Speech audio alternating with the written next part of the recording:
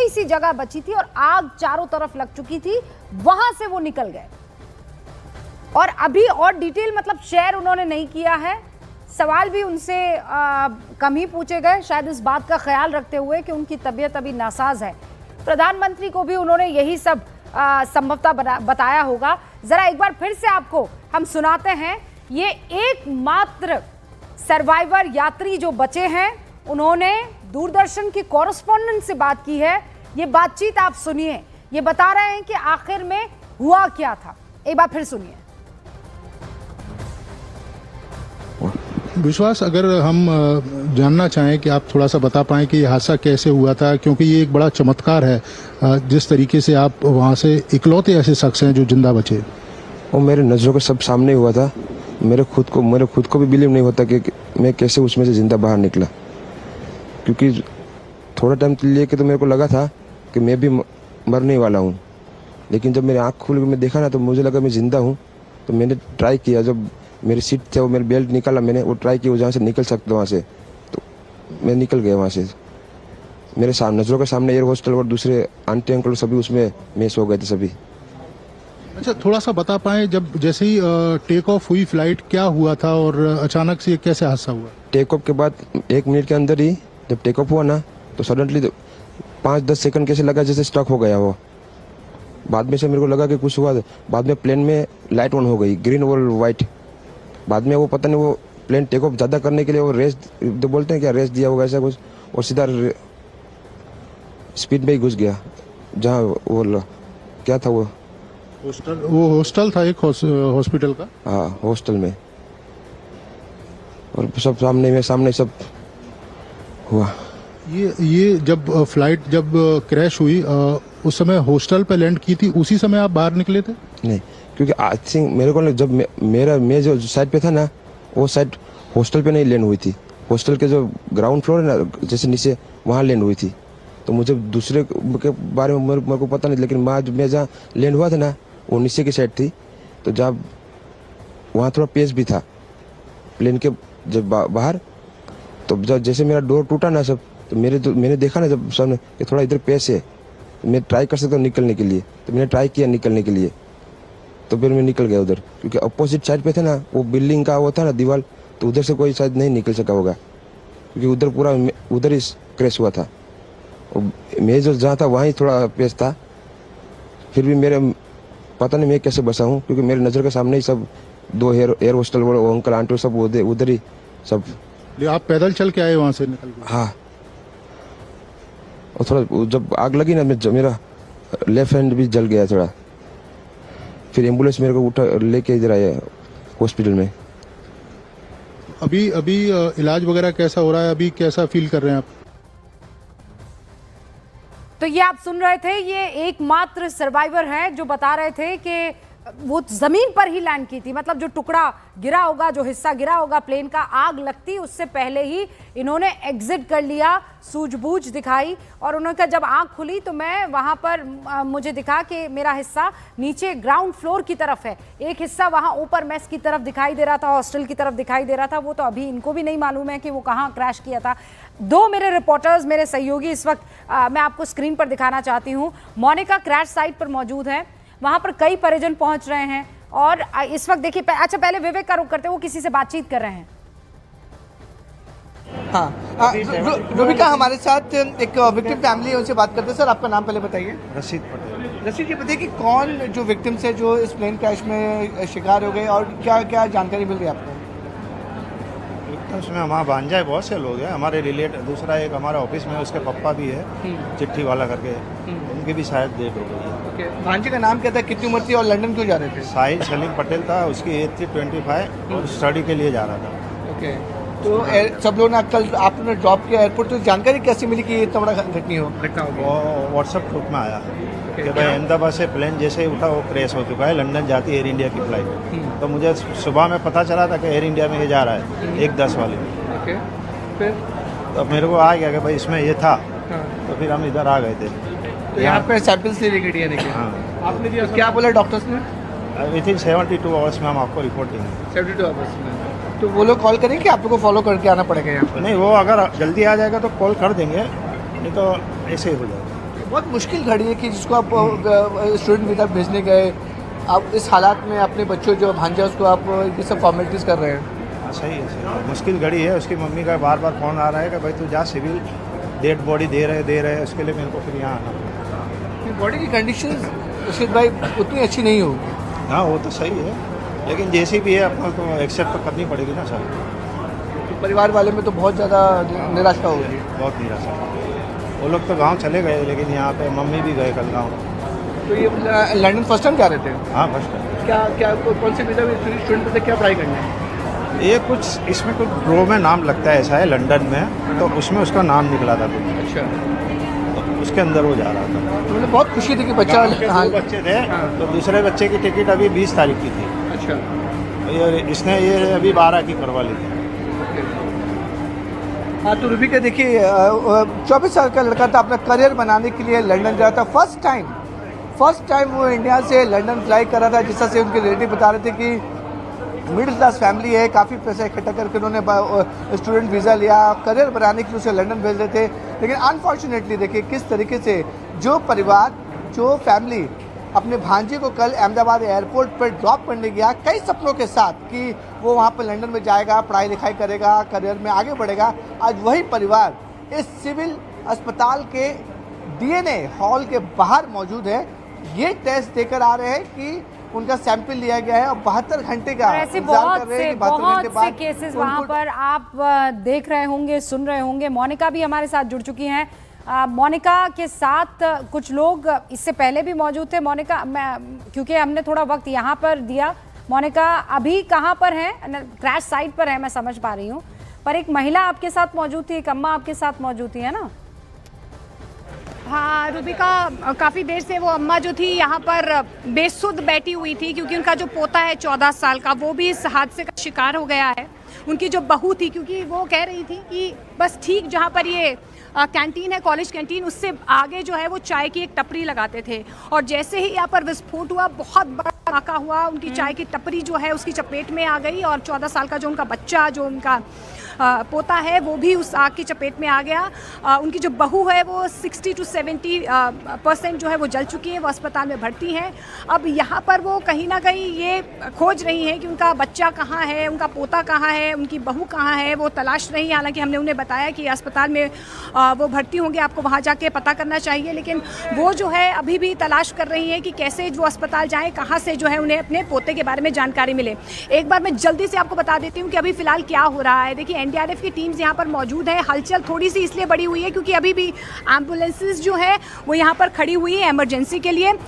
इसके अलावा आपको ये भी बता दूं कि NDRF की टीम्स भी यहाँ पर फिलहाल मौजूद हैं। कुछ एम्बुलेंसेस अभी अंदर गई हैं, कुछ फॉरेंसिक टीम की जो टीम्स है वो भी अंदर गई हुई हैं। इसके अलावा फायर ब्रिगेड की भी कुछ टीम्स जो है यहाँ पर मौजूद है। कुछ लोग भी यहाँ पर मौजूद हैं, इनसे भी हम बातचीत करने की कोशिश करते हैं, क्योंकि काफ़ी देर से ये लोग यहाँ पर मौजूद हैं, उनसे भी जाने। भैया आप यही के हैं?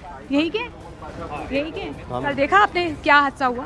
नहीं, हमने देखा तब तो प्लेन क्रैश हो चुका था। अच्छा, क्रैश आपने देखा क्रैश होते हुए? नहीं, क्रैश होते हुए नहीं देखा, क्रैश के बाद आए थे हम लोग। बाद आए थे। अब कैसा मंजर था, क्या देखा आपने? जब देखा तब तो पूरा ब्लास्ट हो चुका था, पिछले का मलबा पड़ा था और काफी सब पब्लिक भी आ गई। आप यहीं रहते पास में? मैं पीछे की साइड रहता हूँ। अच्छा, तो आपने धमाका सुना? हाँ, धमाका सुना तभी हम आए थे, और दूसरा क्या वहाँ से तब आए तब तो पीछे का मलबा पड़ा था, और जैसे पास गए वैसे थोड़ा बहुत चालू हो गया था फूटना वगैरह वगैरह। तो पुलिस आने नहीं देते, सबको भगाते थे।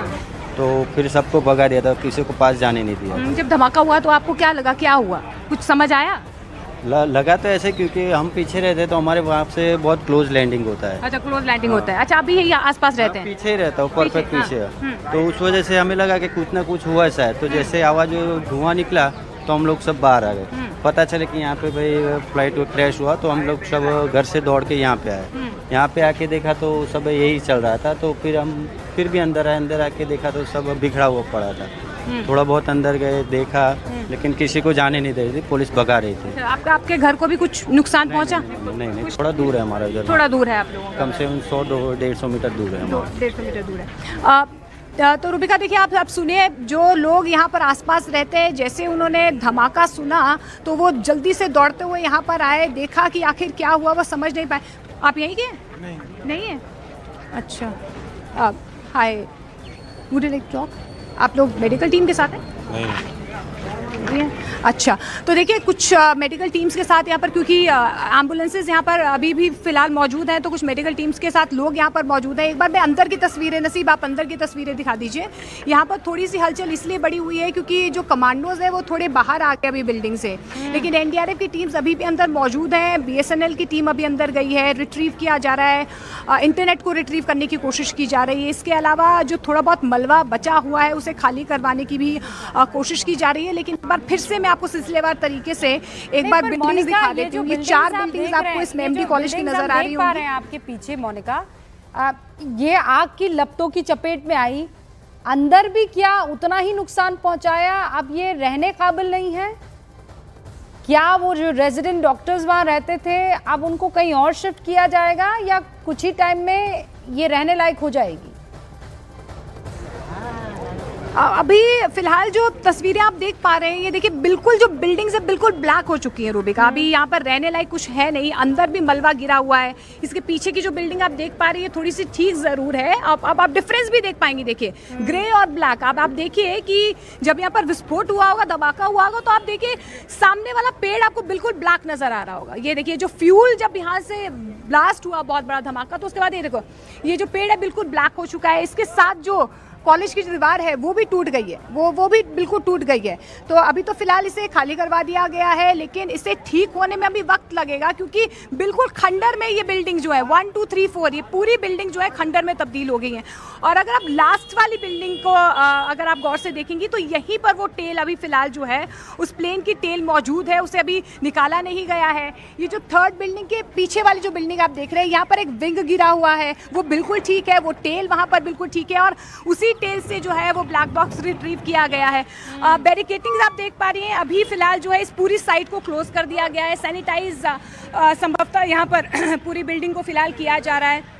फायर ब्रिगेड की टीम्स आप देख पा रहे हैं, 3 ले अभी इलाज वगैरह कैसा हो रहा है? अभी कैसा फील कर रहे हैं आप? इलाज बहुत अच्छा है, यहाँ के लोग बहुत सपोर्टिंग है, बहुत अच्छा इलाज कर रहे हैं सब। ये आपने देखा विश्वास कुमार, जो इकलौते शख्स थे जो इस हादसे में जिंदा बचे थे। प्रधानमंत्री यहाँ पर पहुंचे। ये बहुत दिलचस्प बातचीत है, वो आपने सुना, मैं फिर सुनाऊंगी।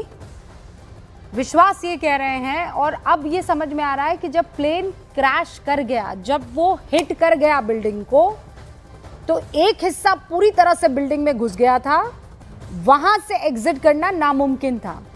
एक हिस्से में थोड़ी सी जगह, जिस साइड ये 11A पर बैठे थे वहां डोर ओपन हुआ, वहां थोड़ी सी जगह बची थी और आग चारों तरफ लग चुकी थी, वहां से वो निकल गए।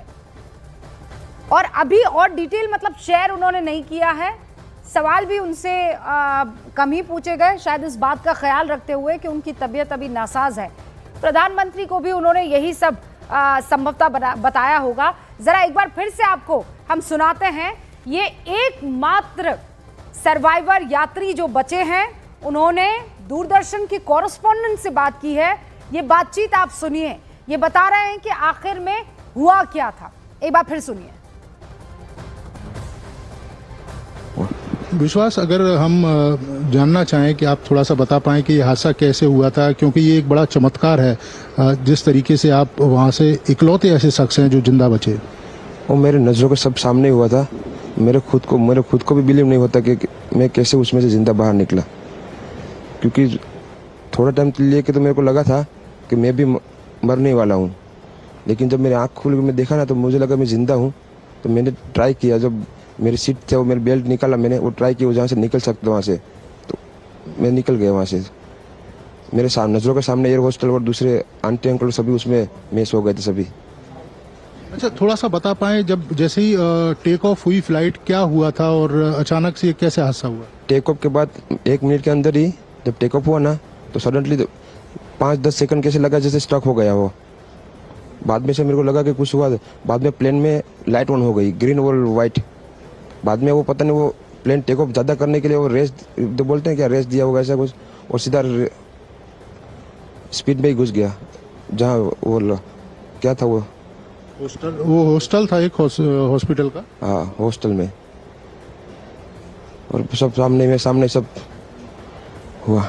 ये जब फ्लाइट जब क्रैश हुई उस समय हॉस्टल पे लैंड की थी, उसी समय आप बाहर निकले थे? नहीं, क्योंकि आई थिंक मेरे को जब मैं जो साइड पे था ना, वो साइड हॉस्टल पे नहीं लैंड हुई थी। हॉस्टल के जो ग्राउंड फ्लोर है ना, जैसे नीचे, वहाँ लैंड हुई थी।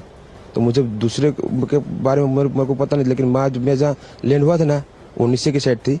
तो जब वहाँ थोड़ा पेस भी था प्लेन के जब बाहर, तो जब जैसे मेरा डोर टूटा ना सब, तो मैंने देखा ना जब सामने कि थोड़ा इधर पेस है, तो मैं ट्राई कर सकता हूँ निकलने के लिए। तो मैंने ट्राई किया निकलने के लिए, तो फिर मैं निकल गया उधर, क्योंकि अपोजिट साइड पे था ना वो बिल्डिंग का वो था ना दीवार, तो उधर से कोई शायद नहीं निकल सका होगा, क्योंकि उधर पूरा उधर ही क्रैश हुआ था। और मैं जो जहाँ था वहाँ ही थोड़ा पेस था। फिर भी मेरे पता नहीं मैं कैसे बचा हूँ, क्योंकि मेरे नज़र के सामने ही सब दो एयर होस्टल वो अंकल आंटी सब उधर ही सब। आप पैदल चल के आए वहाँ से निकल के? हाँ, और थोड़ा जब आग लगी ना, मेरा लेफ्ट हैंड भी जल गया थोड़ा। फिर एम्बुलेंस मेरे को उठा लेके इधर आया हॉस्पिटल में। अभी इलाज वगैरह कैसा हो रहा है? अभी कैसा फील कर रहे हैं आप? तो ये आप सुन रहे थे, ये एकमात्र सर्वाइवर हैं जो बता रहे थे कि वो जमीन पर ही लैंड की थी। मतलब जो टुकड़ा गिरा होगा, जो हिस्सा गिरा होगा प्लेन का, आग लगती उससे पहले ही इन्होंने एग्जिट कर लिया, सूझबूझ दिखाई। और उन्होंने कहा जब आंख खुली तो मैं वहां पर मुझे दिखा कि मेरा हिस्सा नीचे ग्राउंड फ्लोर की तरफ है, एक हिस्सा वहां ऊपर मेस की तरफ दिखाई दे रहा था, हॉस्टल की तरफ दिखाई दे रहा था। वो तो अभी इनको भी नहीं मालूम है कि वो कहाँ क्रैश किया था। दो मेरे रिपोर्टर्स, मेरे सहयोगी इस वक्त मैं आपको स्क्रीन पर दिखाना चाहती हूँ। मोनिका क्रैश साइट पर मौजूद है, वहां पर कई परिजन पहुंच रहे हैं और इस वक्त देखिए, अच्छा पहले विवेक का रुख करते, वो किसी से बातचीत कर रहे हैं। हाँ, रूबिका हमारे साथ एक विक्टिम फैमिली है, उनसे बात करते हैं। सर, आपका नाम पहले बताइए। रशीद पटेल। रशीद जी, बताइए कि कौन जो विक्टिम्स है जो इस प्लेन क्रैश में शिकार हो गए, और क्या क्या जानकारी मिल रही है आपको? उसमें हमारा भांजा है, बहुत से लोग हैं हमारे रिलेटिव। दूसरा एक हमारे ऑफिस में उसके पप्पा भी है, चिट्ठी वाला करके, उनकी भी शायद डेट हो गई है। भांजे का नाम क्या था, कितनी उम्र थी और लंदन क्यों जा रहे थे? साहिल सलीम पटेल था, उसकी एज थी 25 और स्टडी के लिए जा रहा था। ओके, तो सब लोग ने कल आपने ड्रॉप किया एयरपोर्ट, तो जानकारी कैसी मिली कि ये इतना बड़ा घटना हो? वो व्हाट्सएप ग्रुप में आया कि भाई अहमदाबाद से प्लेन जैसे ही उठा वो क्रैश हो चुका है, लंदन जाती एयर इंडिया की फ्लाइट। तो मुझे सुबह में पता चला था कि एयर इंडिया में ये जा रहा है 1:10 वाली में। ओके, फिर तो मेरे को आ गया कि भाई इसमें ये था। तो फिर हम इधर आ गए थे। तो यहाँ पे सैंपल्स ले गए डीएनए के? हाँ, आपने दिया, क्या बोला डॉक्टर्स ने? विथिन 72 आवर्स में हम आपको रिपोर्ट देंगे। 72 आवर्स में? तो वो लोग कॉल करेंगे कि आप लोग को फॉलो करके आना पड़ेगा यहाँ पर? नहीं, वो अगर जल्दी आ जाएगा तो कॉल कर देंगे, नहीं तो ऐसे ही हो जाएगा। बहुत मुश्किल घड़ी है कि जिसको आप स्टूडेंट वीज़ा भेजने गए, आप इस हालात में अपने बच्चों जो भांजा उसको आप ये सब फॉर्मेलिटीज़ कर रहे हैं। हाँ, सही है। मुश्किल घड़ी है। उसकी मम्मी का बार बार फ़ोन आ रहा है कि भाई तू जा, सिविल डेड बॉडी दे रहे, उसके लिए मेरे को फिर यहाँ आना पड़ा। बॉडी की कंडीशन उसके भाई उतनी अच्छी नहीं होगी। हाँ, वो तो सही है, लेकिन जैसी भी है अपना तो एक्सेप्ट तो करनी पड़ेगी ना सर। तो परिवार वाले में तो बहुत ज़्यादा निराशा होगी। बहुत निराशा। वो लोग तो गांव चले गए, लेकिन यहाँ पे मम्मी भी गए कल गांव। तो ये लंदन फर्स्ट टाइम जा रहे थे? हाँ, फर्स्ट टाइम। क्या कौन से वीज़ा स्टूडेंट पे क्या पढ़ाई करना है? ये कुछ इसमें कुछ ड्रो में नाम लगता है, ऐसा है लंदन में, तो उसमें उसका नाम निकला था कुछ। अच्छा, तो उसके अंदर वो जा रहा था। तो मुझे बहुत खुशी थी कि बच्चा। हाँ, 2 बच्चे थे। तो दूसरे बच्चे की टिकट अभी 20 तारीख की थी। अच्छा, इसने ये अभी 12 की करवा ली थी। हाँ, तो रूबिका देखिए, 24 साल का लड़का था, अपना करियर बनाने के लिए लंदन जा रहा था। फर्स्ट टाइम वो इंडिया से लंदन फ्लाई कर रहा था। जिस तरह से उनके रिलेटिव बता रहे थे कि मिडिल क्लास फैमिली है, काफ़ी पैसा इकट्ठा करके उन्होंने स्टूडेंट वीज़ा लिया, करियर बनाने के लिए उसे लंदन भेज रहे थे। लेकिन अनफॉर्चुनेटली देखिए किस तरीके से जो परिवार, जो फैमिली अपने भांजे को कल अहमदाबाद एयरपोर्ट पर ड्रॉप करने गया कई सपनों के साथ कि वो वहाँ पर लंदन में जाएगा, पढ़ाई लिखाई करेगा, करियर में आगे बढ़ेगा, आज वही परिवार इस सिविल अस्पताल के डीएनए हॉल के बाहर मौजूद है। ये टेस्ट देकर आ रहे हैं कि उनका सैंपल लिया गया है और 72 घंटे का इंतजार कर रहे हैं।